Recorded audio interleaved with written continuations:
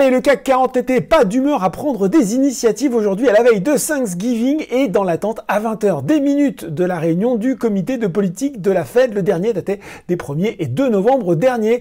Un peu à l'image d'hier, l'indice termine en légère hausse, plus 0,32% vers les 6679 points et seulement 2,6 milliards d'euros échangés.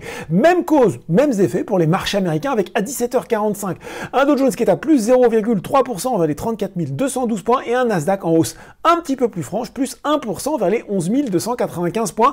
Je vous rappelle que Wall Street sera fermé demain, donc justement pour Thanksgiving, et rouvrira vendredi, mais uniquement pour une séance écourtée.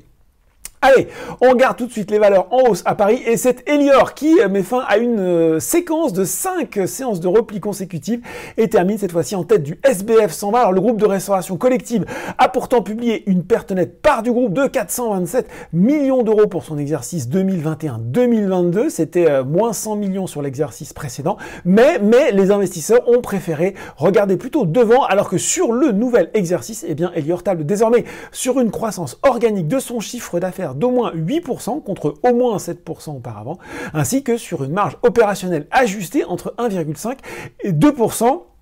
Derrière, sur le SBF 120, on retrouve Eramet, Soitec et McPhy Energy, puis sur le CAC 47, Air Liquide qui mène la danse devant Worldline, Hermès et L'Oréal. Si on regarde maintenant les valeurs en baisse, eh bien c'est une séquence, là aussi boursière, décidément volatile pour Vallourec. Un jour, plus forte baisse du SBF 120, le lendemain, plus forte hausse. Eh bien aujourd'hui, c'est plutôt plus forte baisse avec un nouveau repli de 3,98%. Antin Infrastructure Partners se replie également, alors que Téléperformance et Atos restent sous pression. Troisième séance consécutive dans le rouge pour le premier et retour en baisse pour le second après le court rebond d'hier. Sur le CAC 40, en plus de Téléperformance, ce sont Stellantis, Sanofi et Total Energy qui sont à la peine. C'est tout. Ben oui, séance un petit peu calme aujourd'hui. En attendant, n'oubliez pas tout le reste de l'actu éco et finance est sur Boursorama.